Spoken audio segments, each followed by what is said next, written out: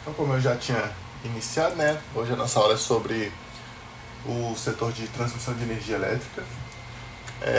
Então, nós vamos ter essa breve linha de raciocínio aqui hoje sobre o setor de transmissão. Primeiramente, a gente vai falar do setor elétrico de uma maneira mais macro, né, de todo o setor elétrico. Depois a gente vai falar um pouquinho sobre regulação, quem são os reguladores do setor elétrico.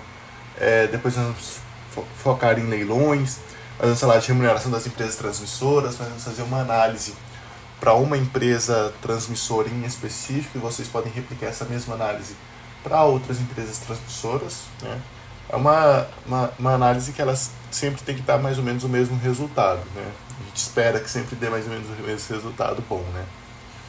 Depois nós vamos falar sobre os projetos de transmissão, os projetos Greenfield, os projetos Brownfield, quais são as diferenças entre eles.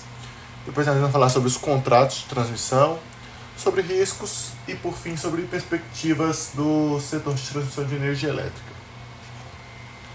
Beleza. Então, quem que sou eu, né? Eu sou o João Pedro Cesar Campos, estou acompanhando vocês aqui no curso, né? Sou graduando em Engenharia de Produção, sou estagiário de Melhoria Contínua de setembro de 2022 à atualidade e tenho uma participação nos projetos de ensino, pesquisa e extensão aí, principalmente junto com o professor Alfredo. A gente sempre está trabalhando junto em algum projeto aí, e esse é um dos projetos que a gente está trabalhando junto, né? Primeiramente, antes da gente começar a nossa aula, um aviso legal é que as empresas citadas aqui, elas não constituem, elas constituem somente de exemplos ilustrativos, e elas não representam de nenhuma forma recomendação de compra ou venda de ativos financeiros. E aí um ponto importante, que esse tipo de recomendação só pode ser feita por pessoas certificadas pela Associação Brasileira das Entidades dos Mercados Financeiros de Capitais, pela Anbima. O pessoal que faz recomendação de compra de ativos e venda de ativos, eles têm que ter essa certificação da Anbima. Outras pessoas não estão autorizadas a fazer nenhum tipo de recomendação, e aqui a gente utilizou apenas exemplos ilustrativos, né? Então, primeiramente, vamos começar falando sobre o setor elétrico, né? Como que o setor elétrico ele se organiza aqui no Brasil, como que o setor de transmissão surgiu, né? Vamos falar com detalhes sobre isso. Primeiramente, a gente pode começar contando uma historinha, né? Digamos que, para a gente contextualizar o setor de transmissão, digamos que a gente tem duas cidades, uma cidade A e uma cidade B, e entre elas o governo construiu uma linha de transmissão, e essa cidade A ela produz mais energia do que precisa, e essa cidade B ela precisa de mais energia do que ela produz, né? E entre elas foi construída essa linha de transmissão justamente com o objetivo de transferir parte da energia da cidade A para a cidade B, para que a cidade B também tenha energia, né, suficiente para as suas atividades. Nessa situação, exemplo, o governo construiu a linha de transmissão e ele cria uma espécie de ANEEL, Agência de Energia Elétrica fictícia, para verificar como ele pode prestar esse melhor, como uma forma dele prestar esse serviço de transmissão de uma forma eficaz. Ou seja, esse sistema de transmissão ele precisa de ser operado, ele precisa de receber manutenções, né? Ele vai precisar de pessoal qualificado para fazer as devidas manutenções, manter o devido sistema funcionando, né? Então ele cria essa ANEEL para verificar a melhor forma de manter esse sistema de transmissão. Essa ANEEL fictícia que a gente criou aqui, ela vai dizer para este governo que a melhor forma de manter esse sistema de transmissão funcionando vai ser entregando essa linha de transmissão para uma empresa privada operar durante um certo tempo. Ou seja, uma empresa responsável vai ficar responsável por esse serviço, e ela também sugere a criação de um edital de leilão de linha de transmissão para que as empresas se concorram entre si, né, e vença a que vai prestar esse serviço de transmissão, né? Dando andamento aqui nessa situação exemplo, então a gente tem essas condições desse leilão exemplo, né? precisa de prestar esse serviço de transmissão da melhor forma possível. Essa agência de energia fictícia que a gente criou aqui disse que é melhor entregar essa concessão para um serviço de transmissão privado e que vai ter um leilão. Vai ocorrer de fato um leilão, igual a gente vê, por exemplo, leilão de gado na televisão. Não sei se vocês veem, nem sei se passa mais isso na televisão. Enfim, vai ser de fato um leilão mesmo, né? E para participar desse leilão, e a vencedora desse leilão vai ter que cumprir algumas condições. E aqui tem algumas condições listadas. Por exemplo, essa empresa que vai ganhar essa permissão para operar esse sistema de transmissão, ela vai poder receber anualmente, digamos, um valor máximo de 80 milhões de reais para manter essa linha funcionando com a devida manutenção, prestando esse serviço de transmissão da melhor forma possível. E esse valor de 80 milhões que ela vai receber anualmente vai se chamar de RAP. Guarda esse nome RAP, que a gente vai falar nele logo mais. Então a empresa que vai ganhar essa concessão de transmissão, dessa situação exemplo aqui, ela vai operar essa linha de transmissão, manter a devida manutenção e vai receber 80 milhões de reais por ano, e essa receita vai se chamar RAP. Até aqui tranquilo, né? Outra condição desse leilão exemplo que a gente criou aqui é que esse contrato ele vai durar por 30 anos, ou seja, por 30 anos essa empresa vai lá, vai operar esse sistema de transmissão, manter esse sistema de transmissão funcionando por 30 anos, e por esses 30 anos ela vai receber anualmente esses 80 milhões de reais para manter tudo isso funcionando. Outra condição desse leilão exemplo nosso aqui, dessa linha de transmissão entre a cidade A e a cidade B, é que esse valor ele vai ser corrigido anualmente pela inflação oficial dessa região exemplo aqui. Ou seja, ela vai receber esses 80 milhões anuais por 30 anos, e anualmente esse valor vai ser corrigido pela inflação, digamos o IPCA, por exemplo, aqui, né?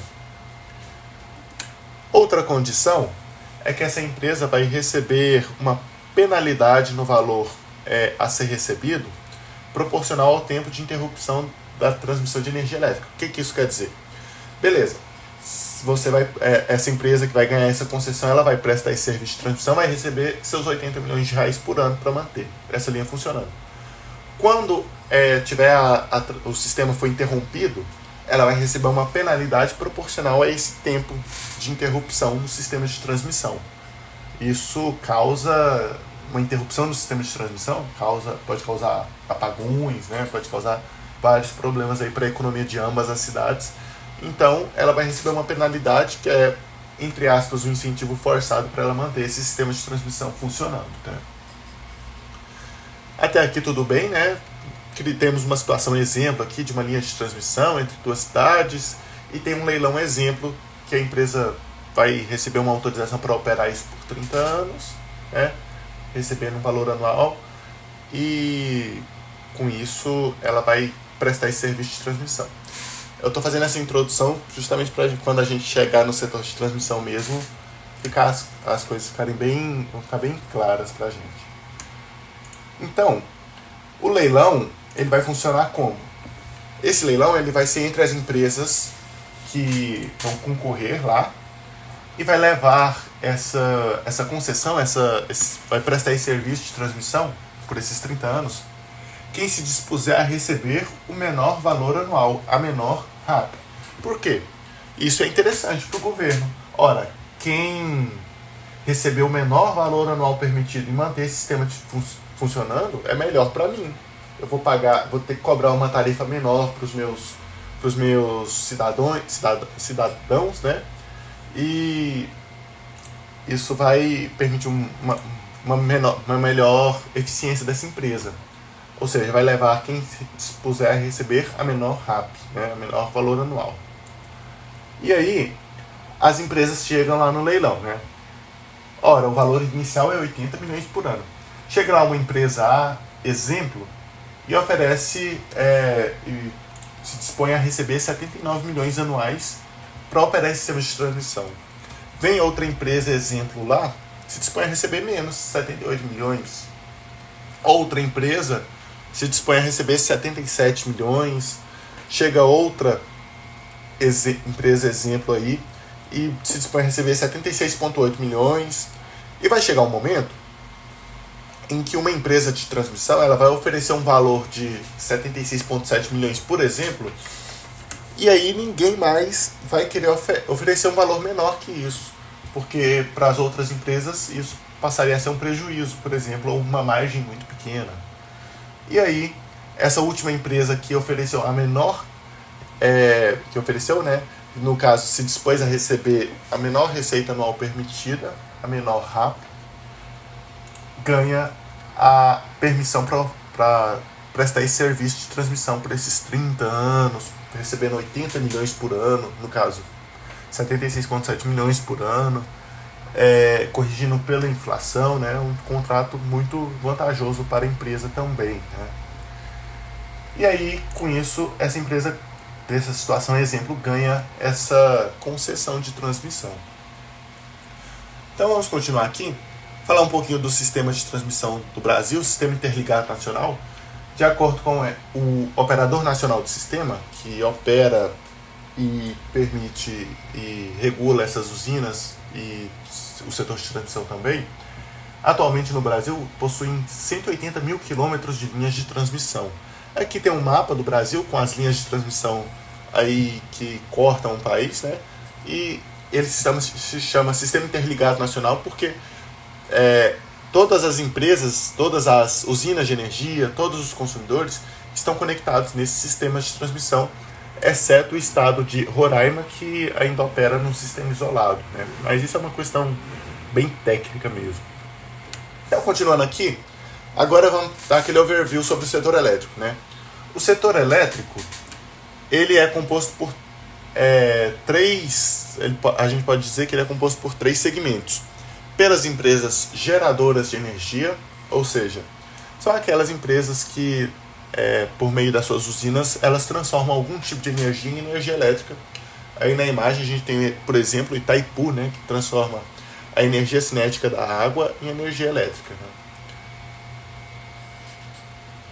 Né? E por coincidência está faltando energia na casa do colega aqui, né? Coincidência.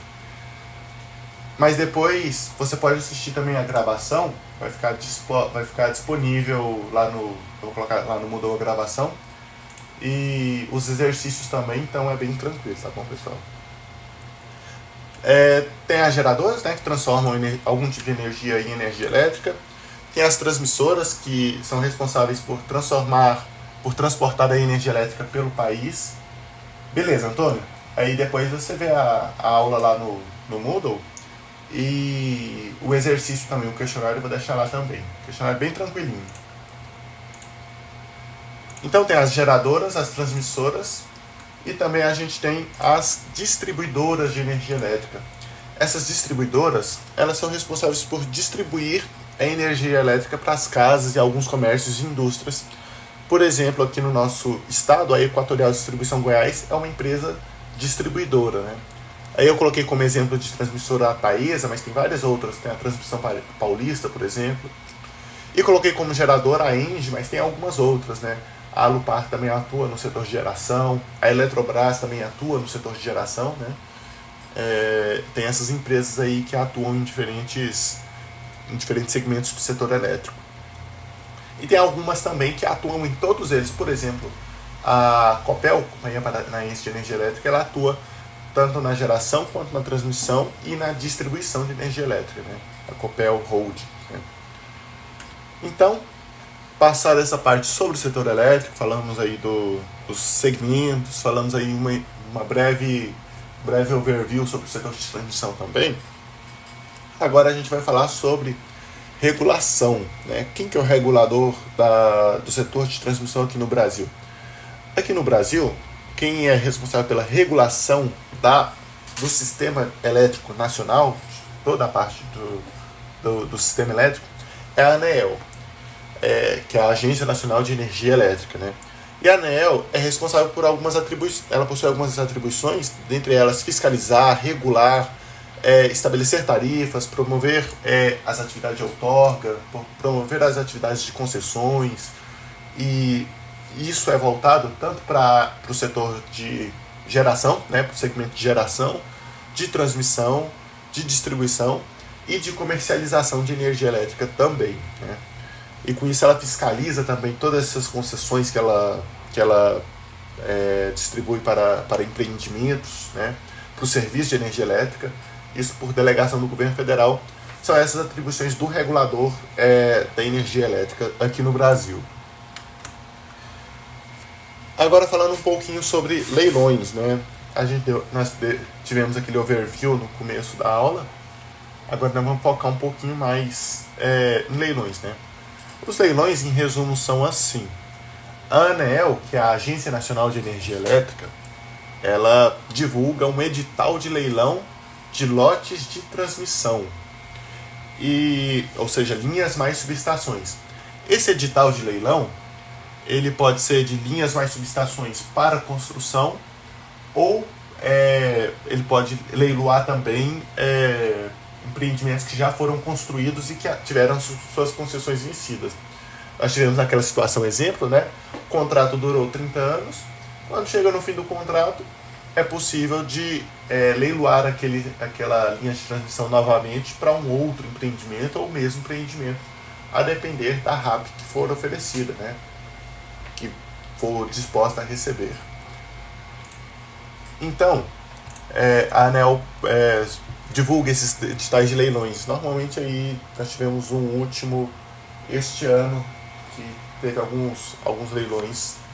Esse ano teve um leilão, se eu não me engano, e ano passado teve 2 leilões de linhas de transmissão e de subestações, né? Então, após a ANEEL divulgar esses leilões, né, ocorre o dia do leilão mesmo, né?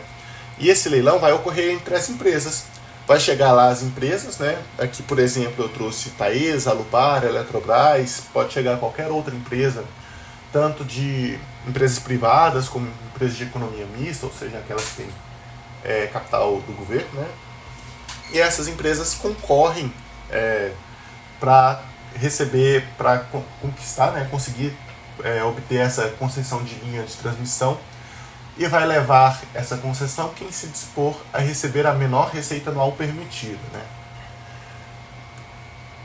Então, com o ganhador definido, esse ganhador desse edital de leilão, né, dessa concessão, ele vai construir e operar essa linha de transmissão, ou então só operar, a depender do edital de leilão de linha de transmissão. A gente vai falar com mais detalhes sobre isso à frente. Até agora tá tranquilo, pessoal? Como que tá aí? Alguma dúvida? Tranquilo? Tranquilo? Então vamos seguindo aí. Se tiver alguma dúvida, podem me parar. Beleza. Então, agora nós vamos falar um pouquinho sobre a remuneração das empresas. Eu pedi para vocês guardarem aquele nome, RAP, né? Porque RAP é justamente a receita anual permitida. E essa receita anual permitida, ela é definida lá no contrato de concessão.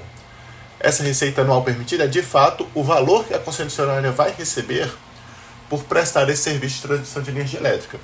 Então a empresa foi lá, venceu o leilão, tem a concessão, depois dela construir a linha de transmissão, ou se ela já tiver construída, né?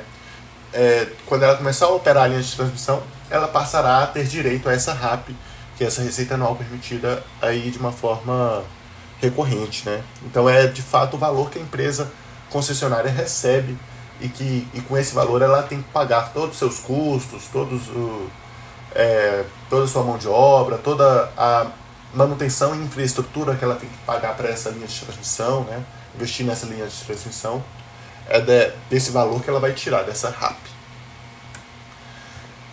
E a empresa que obteve essa concessão, ela pode receber penalidades nesse valor, nessa receita anual permitida, caso, dentre outras situações, tiver interrupção no serviço de transmissão de energia elétrica, né? Ou seja, se a empresa lá tiver uma interrupção de tantas horas no sistema de transmissão de energia elétrica, ela vai sofrer uma penalidade na RAP, ou seja, é muito interessante para as empresas do setor de transmissão manterem as suas linhas de transmissão aí com a devida manutenção, né, para que ela justamente não sofra essa penalidade na receita não permitida, né, que é com isso que ela vai pagar todos os seus custos, né, e gerar o lucro para o acionista.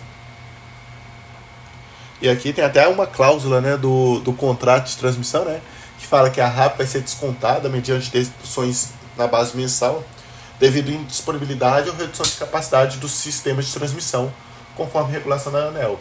Está dizendo justamente isso, que está indisponível ou não pode transmitir toda a capacidade, ela vai ter redução na sua receita. E quem que paga essa RAP, né? Todos os usuários da rede básica, ou seja, eu e você temos uma parcela nessa RAP, né? Pagamos um pedacinho dessa RAP para as empresas do setor de transmissão. Apesar da gente pagar, de fato, a fatura de energia para a empresa distribuidora, né? Tem uma letrinha miúda, eu trouxe aqui até uma foto de uma fatura de energia, né? Tem aqui as parcelas, né? E tem uma parcela de uso de transmissão, né? De R$ 3,76, que está dizendo que dessa conta de energia, R$ 3,76 vão aí para remunerar as empresas de transmissão, né? Que, no caso aqui, a minha concessionária, eu paguei a minha energia diretamente para a Enel, mas para a Equatorial, aliás, né? Mas uma parte dessa fatura vai para as empresas de transmissão. Beleza. E como que funciona a correção dessa RAP, né? Como que funciona a correção dessa RAP? A correção dessa RAP, historicamente, ela ocorre de duas formas. Pelo IGPM, que a gente já viu, né, o Índice Geral de Preços Mercado, e o IPCA. Podem ocorrer dessas duas formas. E isso vai depender dos contratos de concessão. Os contratos mais recentes, eles são corrigidos, os contratos de 2006 para cá, nós vamos falar também sobre os contratos hoje, eles já são corrigidos pelo IPCA, e os contratos mais antigos, até 2006, vários contratos são corrigidos pelo IGPM, né? E aqui a gente tem um exemplo de uma nota, né, de uma informação que a Taesa trouxe no ano foi no segundo semestre, no terceiro trimestre de 2022. Aqui a Taesa informou que após que as concessões delas foram reajustadas pelo IGPM e pelo IPCA, ou seja, a RAP dela foi atualizada pelo IGPM e pelo IPCA, e assim, no ciclo de 2022-2023, ela teve um aumento de 7,7% em toda a receita da parte do setor de transmissão dela. Ou seja, após essa correção, ela teve um aumento nas suas receitas. Isso aqui ela trouxe no terceiro trimestre de 2022. Né? Falando brevemente aí sobre o IPCA, né? O IPCA a gente viu com o professor Alfredo em aulas anteriores, né? O IPCA é uma cesta de serviços, e essa cesta de serviço traz alguns pesos, né? E é calculado o IPCA com base nisso. E o IGPM, a gente viu também em aulas anteriores, ele é uma cesta também, só que é uma cesta de 3 outros indicadores, que é o índice de preço ao produtor, índice de preço ao consumidor e o índice nacional de custo da construção. Isso aqui é só para a gente ter uma ideia de como que funcionam esses dois indicadores, né? Tanto o IPCA como o IGPM. Agora falando sobre a remuneração das empresas. Eu vou trazer aqui a planilha, que ela tá mais legal de visualizar. E depois a gente vê depois a gente vai lá pro PowerPoint. O que a gente fez aqui, né, na parte de análise das receitas, né, do setor de transmissão?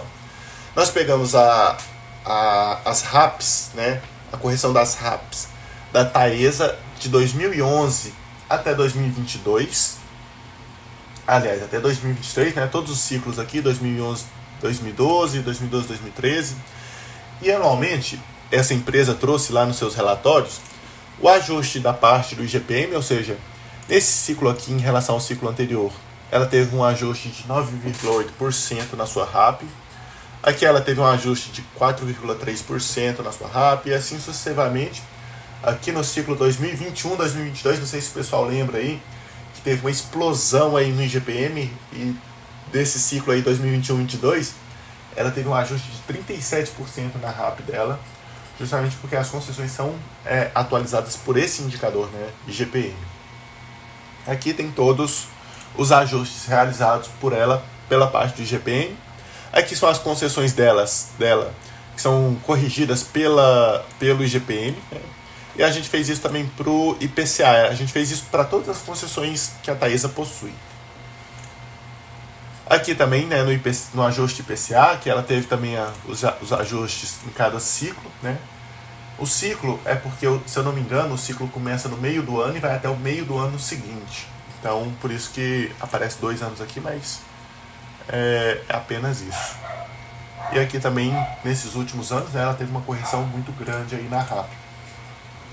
E a gente fez o seguinte: pegou esse ajuste do IPCA e do IGPM que as concessões da Taesa sofreram e comparamos com o IPCA e com o IGPM do período. Ou seja, aqui nessa planilha, aqui em base 1, né, digamos que o IPCA em 2010 aqui era 1, e aí a gente foi fazendo a correção pelo IPCA em cada ano, a correção pelo IGPM desse valor de base 1 em 2010 para cada ano, e também fizemos a correção da RAP IGPM, ou seja, foi corrigido para a empresa de fato em cada ano, e a gente também fez isso para o IPCA. O que isso aqui está mostrando para a gente? Aqui no gráfico, deixa eu olhar para o PowerPoint que ele vai mostrar para a gente legal o que aconteceu. Durante esse período de correção da RAP da Taesa, né, versus os índices de inflação, depois de fazer essas contas, ou seja, tudo com base 1 em 2010, é possível a gente verificar aqui o quê? Que o IPCA subiu junto com a RAP do IPCA.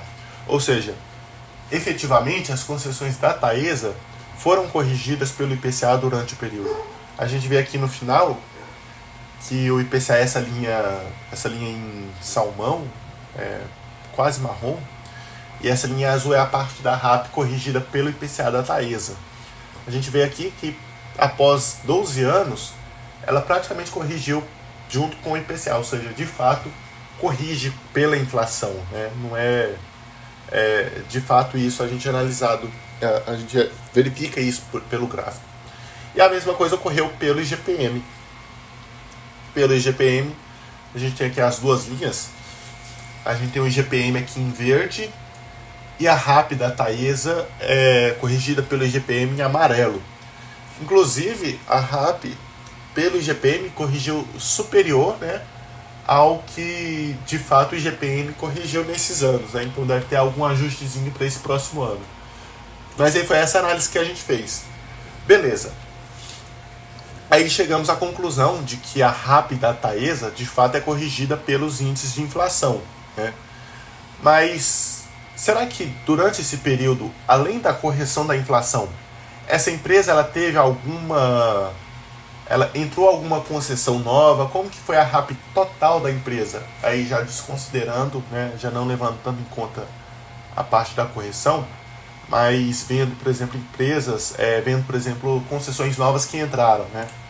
E aqui a gente vê que a correção da RAP da Taesa versus índices de inflação, a gente vê que ela, nesse período, além das correções, ela investiu também no setor de transmissão, ou seja, entraram novas concessões para ela deve ter entrado em novas concessões, comprou concessões de outras empresas, enfim. Durante esse período, além das correções, ela também fez uma aplicação de capital, ou seja, enquanto que somente pela correção ela chegaria entre 2010 a 2022, ela teria em torno dobrado sua receita, multiplicado por 2,5 sua receita, em torno disso, ela multiplicou por 5, justamente porque ela teve essa aplicação de capital muito grande, em compra de novas concessões, né, em entrada de novas concessões, dentre outras formas que ela conseguiu de gerar receita dessas concessões.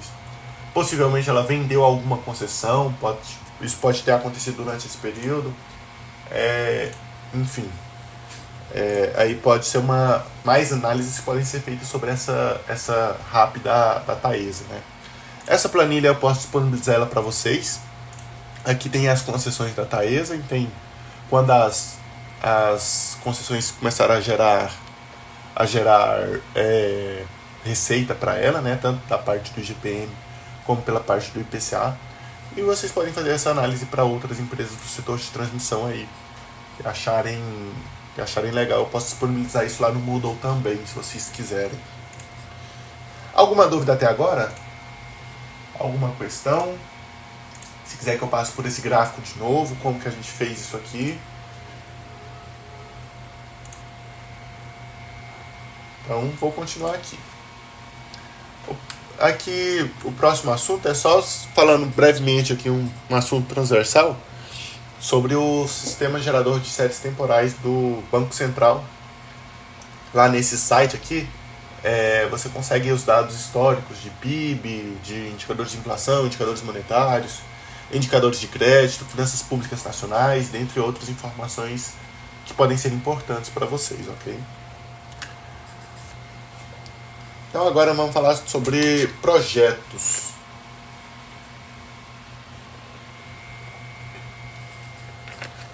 Projetos Greenfield e projetos Brownfield. Existem esses dois tipos de projetos, né, que podem gerar, né, aí um negócio de transmissão. Os projetos Greenfield, eles são projetos novos, ou seja, quando ocorre o leilão, ele é um leilão de construção mais operação. E os projetos Greenfield, antes deles serem de fato leiloados, eles seguem todo esse fluxograma. Existe no Brasil a empresa de pesquisa energética e o Operador Nacional de Sistema Elétrico, que vão fazer planejamentos, programas de expansão, programas de necessidade do sistema de transmissão, programas de necessidade do sistema interligado nacional. E todos esses planejamentos, programas, vão desembarcar lá no Ministério de Minas e Energia, e no Ministério eles vão fazer esse plano de outorgas de transmissão de energia elétrica, né? Que tem uma sigla, né? POTEE. E aí, depois de todos esses planejamentos, gera esse plano do Ministério de Minas e Energia, e com base nesse plano de outorgas de transmissão de energia elétrica, a ANEEL, né, a Agência Nacional de Energia Elétrica, ela vai fazer as outorgas por meio de licitação ou autorização, que são os leilões de lotes de linhas de transmissão. Ou seja, antes de fato uma linha de transmissão ir a leilão para as transmissoras de energia elétrica, existe todo um planejamento do sistema elétrico nacional, né? Como deve haver, né, corretamente, como deve haver um planejamento numa área tão crítica de um país, né? E aí, após a outorga, né, por meio de licitação, autorização, concessão, as transmissoras de energia podem construir e operar as linhas de transmissão e as subestações, né?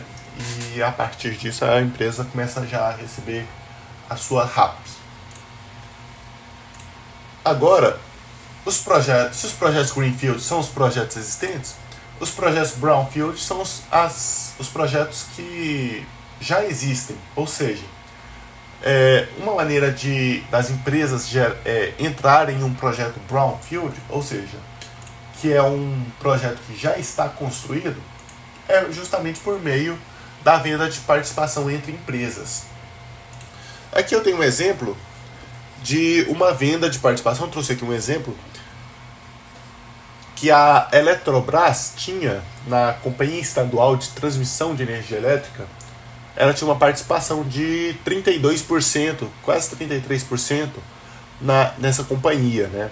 E essa companhia detinha contratos de concessão. E aí, a Eletrobras, vendeu essa participação que ela tinha nessa Companhia Estadual de Transmissão de Energia Elétrica para a Companhia Paulista de Força e Luz. Ou seja, essa CPFL, a Companhia Paulista de Força e Luz, entrou em projetos de transmissão, não por tendo uma concessão, mas tendo uma empresa que possui contrato de transmissão. E aí essa venda aí movimentou, se eu não me engano, foi no ano retrasado, 1,1 bilhão de reais por essa empresa. E aí essa empresa, né, além da operação das subestações e mais de 5 mil quilômetros de linhas, né, essa transferência também contemplava o contrato assinado em 31 de março de 2021. Atualmente em implantação, né, na época, já deve ter implantado esse contrato aí. Mas aí, essa é uma forma das empresas entrarem em projetos existentes, comprando participações em empresas que já detêm concessões de linhas de transmissão. Outra forma das empresas entrarem em projetos existentes, ou seja, projetos brownfield, é por meio da relicitação. Ou seja, ainda existe uma empresa chamada Conversora Garabi 1 e 2, uma concessão chamada Garabi 1 e 2.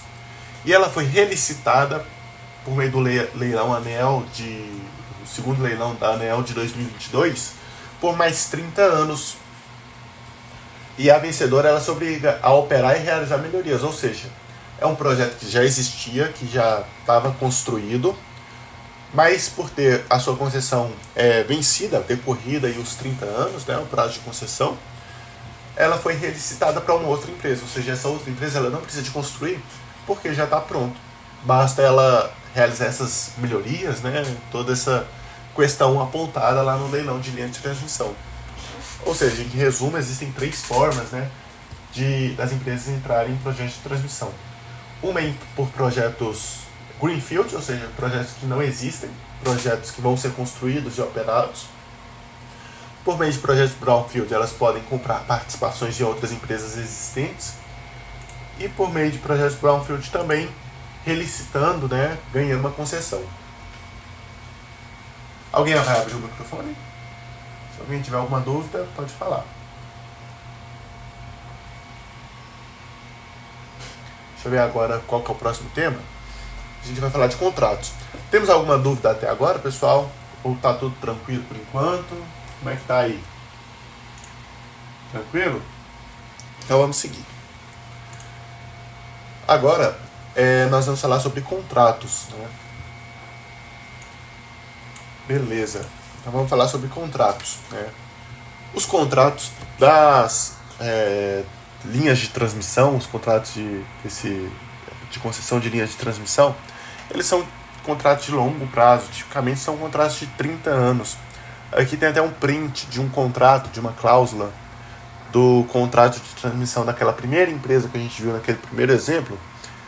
Ele justamente fala aqui que o contrato de concessão para transmissão de energia elétrica, ele tem um prazo de 30 anos contado a partir da data da assinatura do contrato.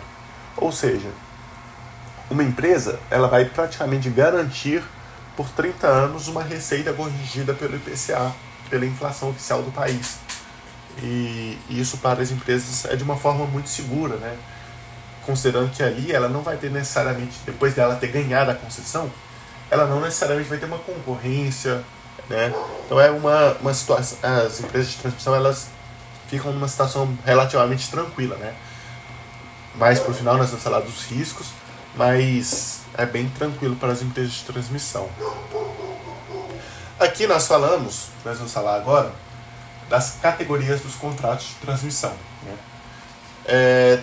Tem os contratos de categoria 1, categoria 2 e categoria 3. Os de categoria 1 são contratos mais antigos, são contratos que tiveram a sua outorga antes de 1999. Como esses contratos são mais antigos, eles eram corrigidos pelo IGPM, unicamente pelo IGPM. A revisão tarifária desses contratos de transmissão eram de 5 em 5 anos. E o que é essa revisão tarifária? Revisão tarifária é o processo de valores, de revisão dos valores das tarifas pagas, ou seja, da RAP paga para as empresas transmissoras.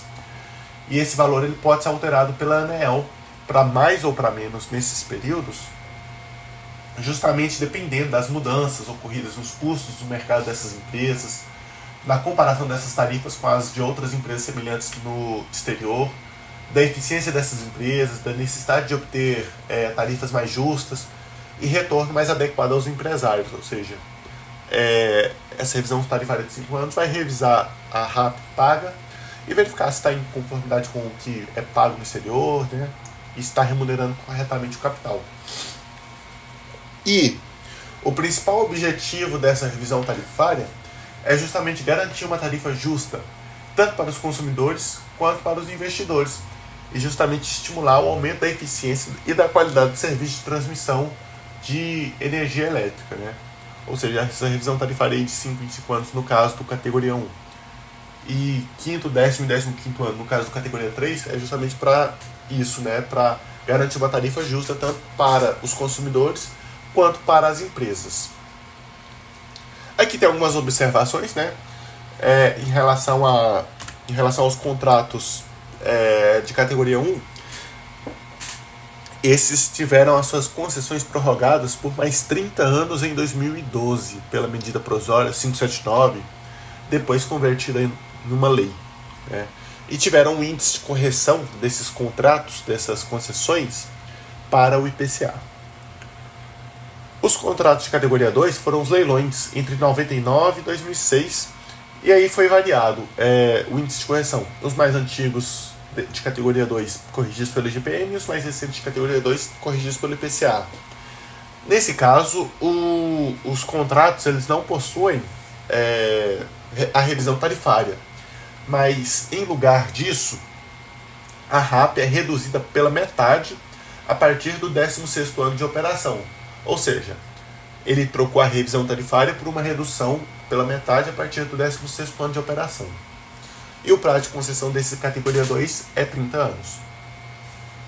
E tem os contratos de categoria 3, que são os atuais contratos de transmissão, que são de 2006 para cá. O índice de correção deles é o IPCA, são todos corrigidos pelo IPCA. A revisão tarifária, que é o que eu disse anteriormente, né, que é para remunerar corretamente o investidor e cobrar tarifas justas dos consumidores, ela ocorre no 5º, no 10º e no 15º ano de correção. E o prazo de concessão dele também são concessões que duram 30 anos, né? São contratos aí bem tranquilos para as empresas de transmissão. Aqui nós temos alguns contratos da Taesa, inclusive alguns contratos mais antigos da Taesa, né? A gente vê aqui, por exemplo, contratos de 2000 de categoria 2, né, que são corrigidos pelo IGPM. E aí é muito importante, quando vocês forem olhar as empresas de transmissão, justamente verificarem a categoria do contrato, verificar quando que vai ocorrer o término desse contrato, o encerramento desse contrato. Será que, por exemplo, essa empresa, os contratos de concessão dessa empresa não vão vencer muito próximos? Ela vai ter uma queda de receita muito brusca? Ou estão mais divididos, né? Por exemplo, a Taesa tem contratos vencendo entre 2030 e eu acho que até 2040, 2050. Então, tem um espaço aí que ela vai ter que reciclar, né, entre aspas, essas concessões, trocar essas concessões que vai retornar para o governo por outras concessões. Ela precisa de fazer essa gestão e nós, como investidores, também precisamos estar atentos a isso, né, para a gente não entrar em uma empresa que não está gerindo muito bem seus contratos de transmissão, né. No caso aqui da Taesa, a gente tirou somente um print, né, mas pela análise que a gente fez anteriormente, a gente viu que a RAP dela é corrigida pelo IPCA, e no caso aqui seria mais uma análise das concessões, verificar quando que vai vencer essas concessões e qual o impacto em termos de RAP que isso traz para essa empresa, né, do setor de transmissão de energia elétrica. A mesma coisa vale para a transmissora paulista para a transmissora paulista, que é a ISA-CETEP, é outra empresa do setor de transmissão que também possui capital aberto na bolsa. Essas duas informações, tanto essa informação aqui da Taesa quanto essa informação da transmissora paulista, vocês conseguem no site de relacionamento com investidores da empresa. Eles possuem lá uma lista das concessões que eles possuem, né, e o percentual de participação aqui no caso da ISA-CETEP.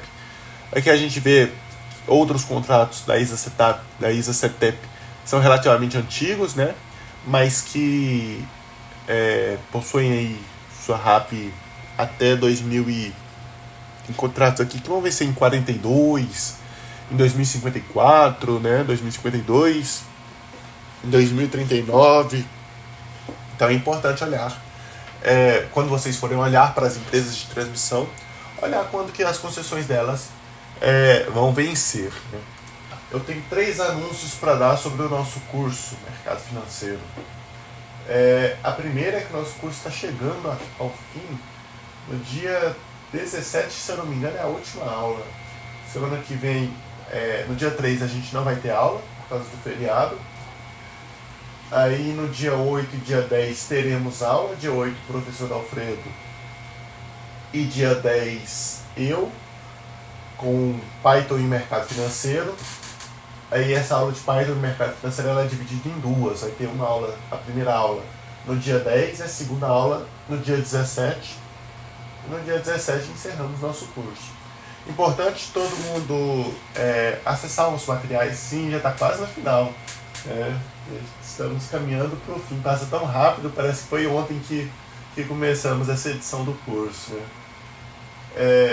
É importante todo mundo depois realizar o acesso lá no Moodle, das aulas, dos questionários, tentar responder lá. Os materiais dessa aula aqui que eu estou ministrando, eles espero eu que vão estar lá amanhã. Eu queria deixar mais 2 meses. Eu queria mesmo. É muito bom esse curso. Eu gosto. É uma satisfação pessoal participar desse curso. Mas temos que encerrar para mandar os relatórios para a gerência de pesquisa e pós-graduação do campus. Pode falar.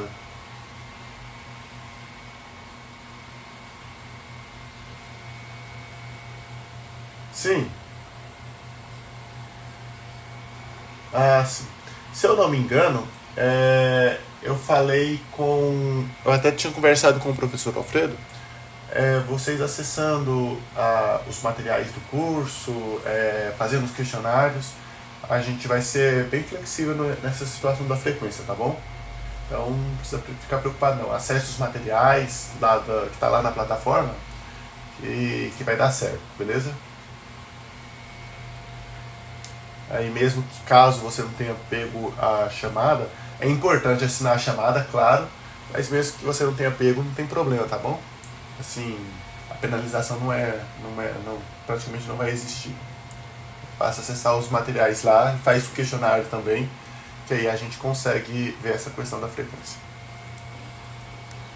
Aí o Francisco está me relatando aqui para dar uma olhada. Eu vou já mandar para o professor Alfredo para não esquecer essa situação do Francisco Júnior, né? Francisco de Oliveira. Deixa eu encontrar ele aqui. Francisco, pode mandar lá no grupo seu nome e fala. Continua o acesso, você consegue acessar, mas não é a senha que é o problema. Manda lá, relata o problema pra gente lá no grupo, que aí o professor Alfredo consegue abrir o chamado para o pessoal da tecnologia da informação. A gente abre o chamado lá pelo Swap e eles conseguem olhar pra gente. Aí manda seu nome completo lá, junto com o seu... perfeito. Ficou de resetar a senha. Fechou, Francisco. Recebi aqui. Valeu. Nós vamos... ruim é que o campus vai funcionar agora só na segunda-feira. Hoje ele já fechou. Mas nós já vamos abrir o chamado. Eu tinha outros anúncios para fazer. Deixa eu ver. O curso finalizando, todo mundo acessar o material lá no Moodle depois para ter as suas notas lá. Eu vou já mandar o link da frequência aqui no chat. Ainda tem mais 2 assuntos, né, pra gente tratar hoje. Mas eu já vou mandar o link da frequência que hoje eu tô aqui, hoje tá somente eu aqui de professor na sala de aula. Eu já vou mandar a frequência aqui, vocês preenchem ela e a gente vai seguindo aqui com a nossa aula. Acho que eram esses 3 assuntos que eu tinha para falar com vocês. Acho que eu não tô esquecendo de nenhum, né? Fechou? Então todo mundo aqui, vamos retornar aqui para os nossos estudos. Então, deixa eu voltar aqui para a chamada, para a apresentação de slides. Aí se tiver alguma pergunta, alguma questão, tá bom? Pode parar aí que a gente vai conversando, beleza? Então vamos lá. Agora vamos falar sobre riscos, né? Tem alguns riscos, né? Como todo negócio em qualquer lugar do mundo possui riscos. E o negócio de transmissão de energia elétrica, ele, como outro setor qualquer, possui riscos. Alguns riscos do negócio de transmissão de energia elétrica, eles são mostrados no próprio contrato de concessão, né? O negócio de transmissão contempla riscos, né, anteriores e posteriores à assinatura do contrato de concessão, os quais que, inclusive lá no contrato de transmissão, eles mostram uma série de riscos, mas eles deixam bem claro aqui que nem todos os riscos podem estar mencionados no contrato de concessão. E esses riscos são todos a cargo da empresa de transmissora, né? E aí existem também os riscos compartilhados, que são passíveis de compensação, mas os riscos do negócio de transmissão de energia elétrica são todos da empresa de transmissão. Dá uma pausa aqui, só um segundinho. O curso é ótimo, bastante coisa assim. Nossa, esse exercício até hoje.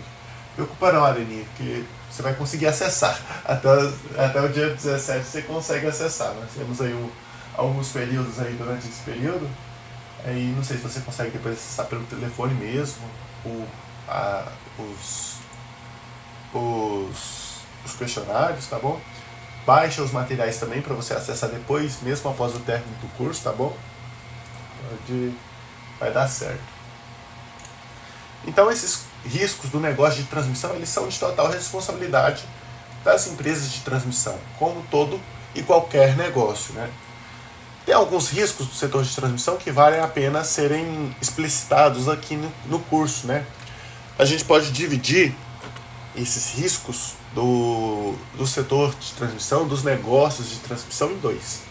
Os riscos econômico-financeiros, que vão impactar aí as empresas, né, do setor de transmissão, e também riscos operacionais, ou seja, os relativos à operação do setor de transmissão de energia elétrica.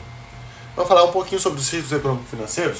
Um dos riscos que eu acho principais para o negócio do setor de transmissão, mas não só para o setor de transmissão, não só para as empresas do setor de transmissão, para outras empresas também, é o risco de capital. O risco de capital, o que é? É o risco da estrutura de capital da empresa se colapsar. A empresa, como a gente viu nas aulas anteriores com o professor Alfredo, foi com o professor Alfredo que nós vimos, a empresa ela é composta de ativos e passivos, ou seja, ativos é os bens que ela possui e os passivos são as obrigações que ela possui. Essa relação de ativos e passivos das empresas, ela pode se deteriorar. Ora, um bem que estava avaliado da empresa superavaliado, né, pode dar problema para essa estrutura de capital. E trazendo problema para essa estrutura de capital, podem ocorrer problemas de vencimento antecipado de dívida, uma série de problemas podem ocorrer para a empresa, por esse risco de capital. Outro risco importante para as empresas do setor de transmissão e para outras empresas também, em geral, são os riscos de mercado, que são o risco na mudança de taxas de juros, taxas de câmbio, ou seja, são justamente os riscos que podem afetar ela no sentido de a empresa do setor de transmissão contrai uma dívida em dólar, por exemplo, aí o dólar dispara, acontece um disparo na taxa de câmbio, né? O real se enfraquece muito. Essa empresa vai ter um problema para pagar essa dívida, ela pode incorrer em problemas de pagar essa dívida, né? Outro risco que pode ocorrer nas empresas, né, é o risco de crédito. Esse é um risco menor, né, que é a empresa de ter o seu dinheiro, a parte líquida, né, do seu ativo, que é basicamente dinheiro, né, ter esse dinheiro em um banco, em um título, e ela não conseguir resgatar. Talvez porque um banco pode ter quebrado e ela não conseguiu resgatar esse dinheiro, talvez porque um título não está sendo liquidado, negociado no mercado. É um risco bem menor para as empresas do setor de transmissão, para as empresas em geral, mas é um risco que existe e que a gente não pode desconsiderá-lo, né?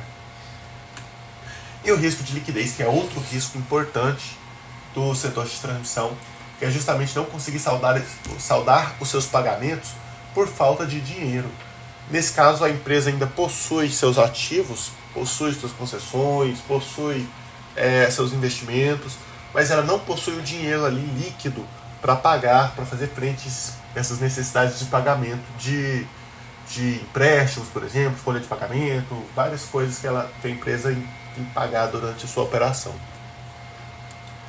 Agora, falando sobre os riscos operacionais, um dos riscos que essas empresas correm é o risco regulatório. E esse risco regulatório, ele vai dizer justamente sobre o risco de ela infringir alguma determinação, alguma norma da ANEEL, alguma legislação, e a ANEEL ir lá e aplicar uma multa a ela, e pode chegar até a perca da concessão, né? Uma situação, entre aspas, extrema, mas pode chegar a uma perca de concessão se caso ela infringir várias regras da ANEEL aí de forma culposa, né? De forma dolosa, né? Então é um risco que incorre as empresas do setor de transmissão.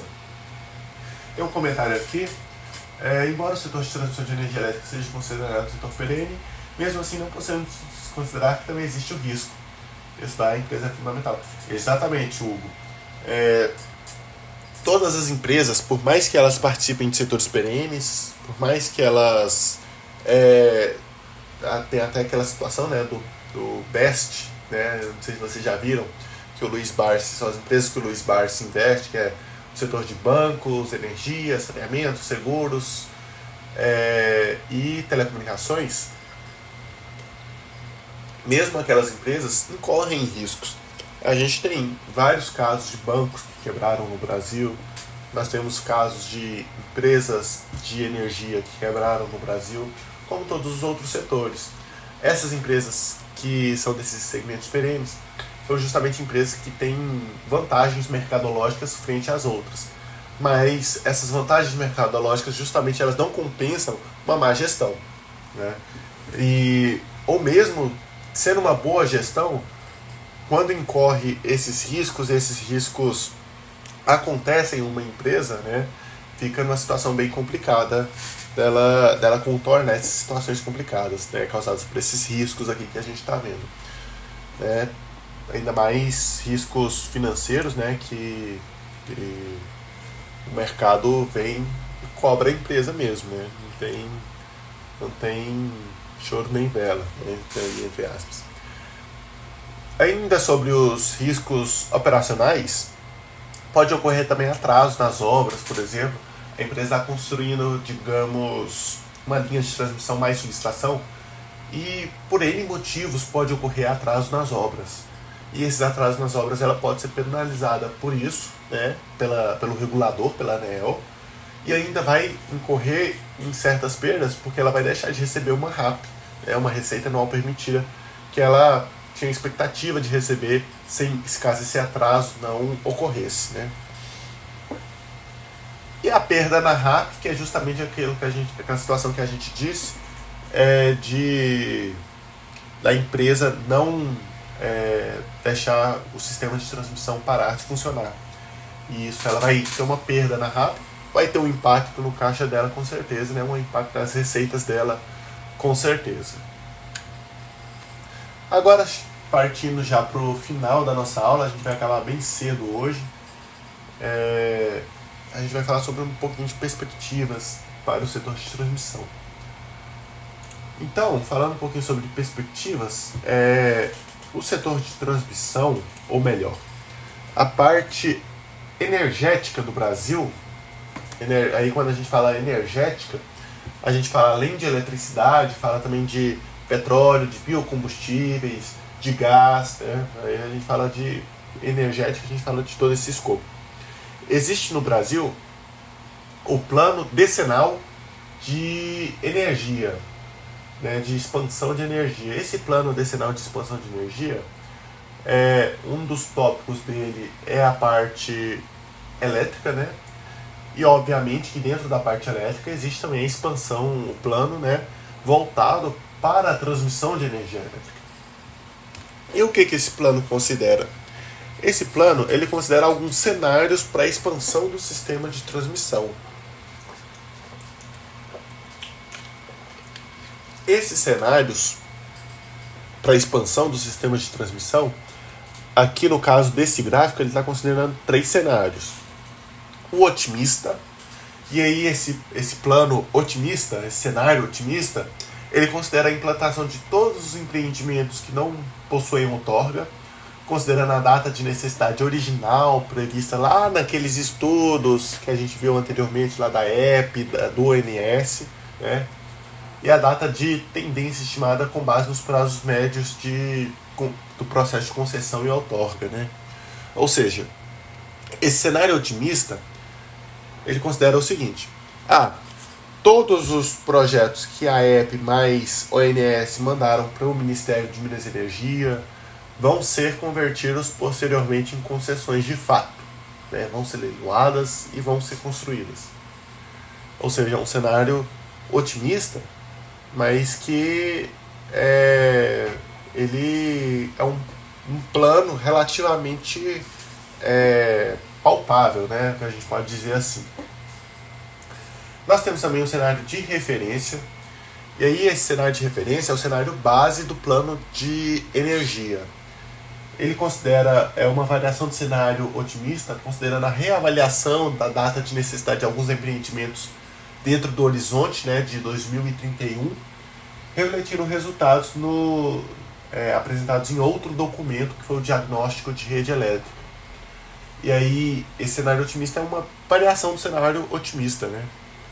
Aí a gente teria 126 bilhões de reais investidos no cenário otimista, e o cenário de referência considera um investimento de 100 bilhões de reais no sistema de transmissão. Já o cenário pessimista, ele considera a não implantação dos empreendimentos sem outorga. Ou seja, vai contemplar apenas os empreendimentos que já possuem outorga. Ou seja, os empreendimentos que, quando o plano foi construído, já possuíam outorga e seriam construídos nos próximos anos.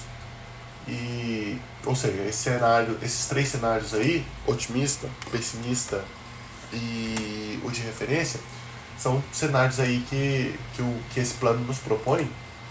E aí, esse cenário pessimista é praticamente o que vai acontecer. Assim, o que vai acontecer não no sentido de que não vai acontecer o cenário de referência. É que minimamente até 2031 vai acontecer o pessimista. E o de referência é bem provável que aconteça também, porque é a referência para o plano decenal. Ou seja, para os próximos anos podemos esperar aí no mínimo 50 bilhões para o setor de transmissão, que é bastante dinheiro, né? O que é muito dinheiro investido em um setor. Ou seja, as perspectivas, vendo esse gráfico aqui, para o setor de transmissão são relativamente boas, né? Você vai ter, no pior cenário seu, você tem 50 bilhões de reais investidos até 2031. Considerando as necessidades energéticas do país, se o país crescer e tendo uma situação relativamente boa para os próximos anos, pode ser atingido o otimista, que a gente já vai para 126 bilhões de reais. E o cenário de referência, que é o que ele trata como o mais provável de acontecer, são 100 bilhões de reais, ou seja, é um investimento bem grande para os próximos anos no setor de transmissão de energia elétrica, né? Então a gente vê perspectivas boas para o setor de transmissão para os próximos anos. Ainda sobre o plano decenal de expansão de energia elétrica, considerando aí o cenário de referência de 100 bilhões de reais investidos até 2031, nós temos aí 69,9 bilhões em linhas de transmissão e 30,8 bilhões e 30,8 bilhões em subestações, ou seja, aquelas centrais que vão elevar ou abaixar a tensão da energia elétrica. E esse cenário de referência, ele considera uma expansão da malha em 35 mil quilômetros. 35 mil quilômetros hoje representa 20% do que já existe. Ou seja, hoje existe no Brasil 180 mil quilômetros. E a gente vai expandir isso. 20% do que já existe vai ser expandido até 2031. Então, é um cenário positivo para o setor de transmissão. Aqui a gente tem um cenário de referência, né, da expansão do sistema de transmissão, aproximadamente 35 mil quilômetros. E aqui a gente tem as linhas de transmissão por tensão, né? Quanto maior a tensão em kilovolts, ou seja, essas de 800 kilovolts, ela tem uma capacidade muito grande de transmissão de energia elétrica, né? Então, são linhas que vão ser construídas aí para os próximos anos que possuem aí uma capacidade considerável de transmissão de energia elétrica, né? São linhas aí majoritariamente até 2031 de 500 e 800 kV, ou seja, possuem uma capacidade muito grande de transmissão de energia elétrica. E aqui seguimos para o final da nossa aula de hoje, bem cedo hoje, pessoal. Aqui tem algumas referências, esse slide vai estar lá no Moodle, né? Tem mais referências aqui que eu pesquisei. E aí, agora para as considerações de vocês, se vocês tiverem alguma dúvida, alguma questão que queiram pontuar sobre a aula, alguma coisa. Deixa eu ver os comentários aqui, se tem algum comentário. A última eu já li.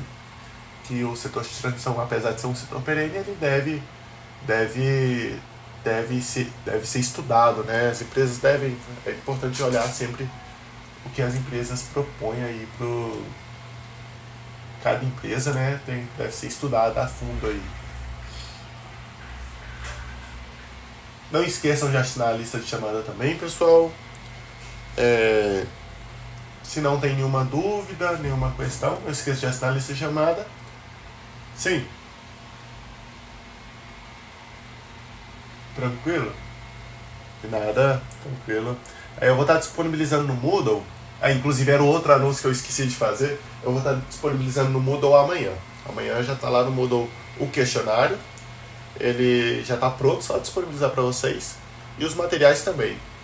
Eu vou disponibilizar a planilha também que eu construí, para vocês quiserem construir para outras empresas, beleza? De nada. Bom feriado para todo mundo.